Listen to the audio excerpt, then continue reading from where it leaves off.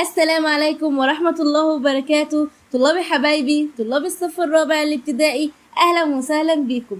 النهاردة إن شاء الله هنحل مع بعض على الدرس الثالث، وهو درس تكيف النباتات، وهنحل عليه من كتاب الأضواء. فيلا بينا ونبدأ بالسؤال الأول، وهو اختر الإجابة الصحيحة. 1. جميع ما يلي من صور تكيف النباتات لمنع الحيوانات من أكل أوراقها ما عدا الأشواك الحادة. لا، الأشواك الحادة ديت بتمنع الحيوانات من أكلها. طب الجذوع الطويلة؟ لا، الجذوع الطويلة الحيوانات مش هتطولها. طب إفراز السموم؟ لا، دي هتكون مذاقها وحش وبالتالي هتمنع الحيوانات من أكل أوراقها.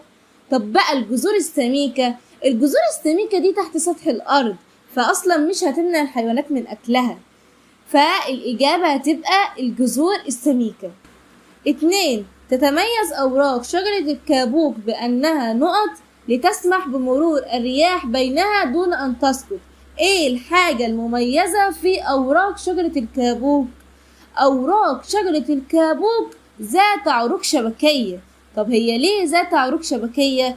لأن شجرة الكابوك عايشة في غابات الأمازون، والرياح بتاعة غابات الأمازون دي بتبقى قوية جدا، فبالتالي لو كانت الورقة مش ذات عروق شبكية هتقطعها، فيبقى الإجابة ذات عروق شبكية.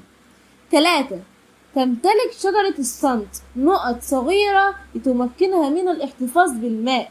ايه اللي في شجرة الصمت صغير بيحافظ على المية؟ الإجابة أوراق صغيرة. طب ليه هي بتبقى أوراقها صغيرة؟ علشان تمنع فقد الماء، علشان شجرة الصمت دي بتعيش فين؟ بتعيش في مناطق السافانا، ومناطق السافانا ديت منطقة بتعاني من الجفاف الشديد، فيبقى الإجابة أوراق. 4. كل مما يلي من صور التكيف التركيبي في النباتات ما عدا السيقان الطويلة دي من التركيب النبات، فيبقى تكيف تركيبي، والجذور القوية كذلك برضو من تركيب النبات، والأوراق الصغيرة برضو من تركيب النبات، فالتلاتة دول تكيف تركيبي. أما بقى الاختيار الرابع وهو إفراز الروائح، ده النبات هو اللي بيقرر يفرز أو لأ، وبالتالي ده تكيف سلوكي، فتبقى الإجابة إفراز رائح. 5. جذور نبات النخيل بتساعده على نقط، بتساعده على الصمود أمام الرياح. أيوة، بتساعده على الصمود أمام الرياح القوية. 2. بتثبت النبات في التربة. أيوة، بتثبت النبات في التربة. 3.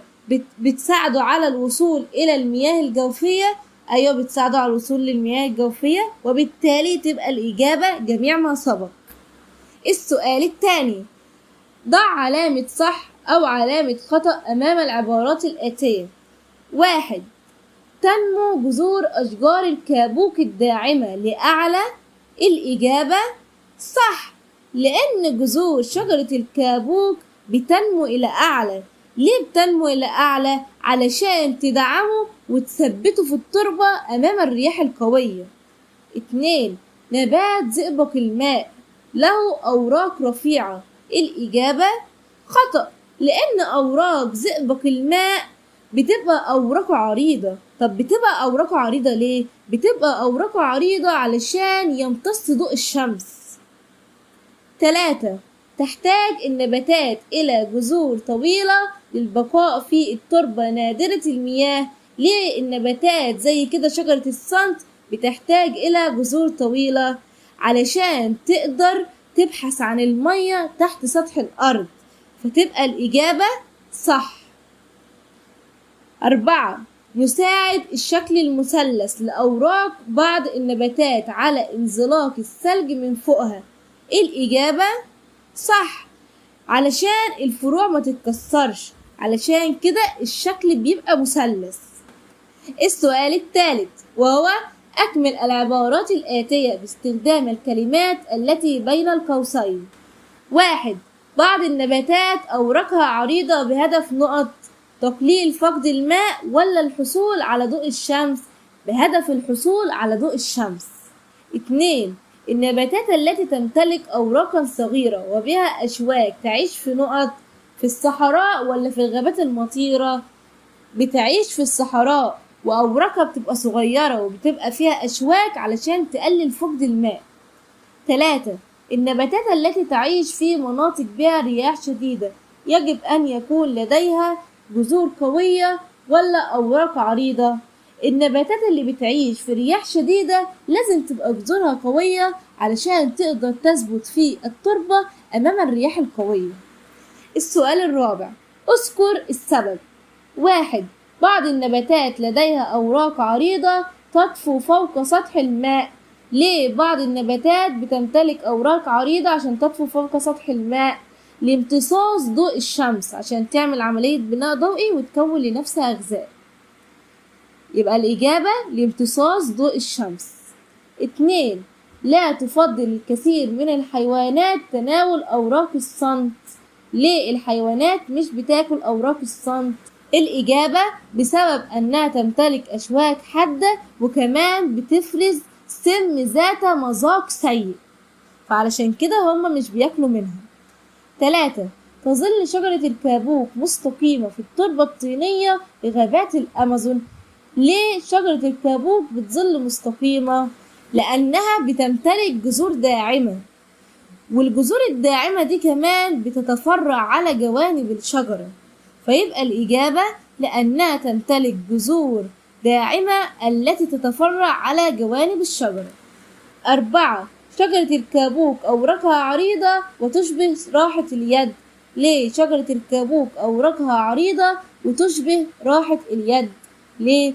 لتسمح بمرور الرياح بلطف بينها فلا تسقط أوراقها، لأن زي ما احنا عارفين إن شجرة الكابوك عايشة فين؟ في الغابات الأمازون، وغابات الأمازون الرياح بتاعتها بتبقى قوية، فبالتالي لازم تكون أوراقها ذات عروق شبكية علشان الهواء يقدر يعدي من الفراغ ده وما يكسرهاش.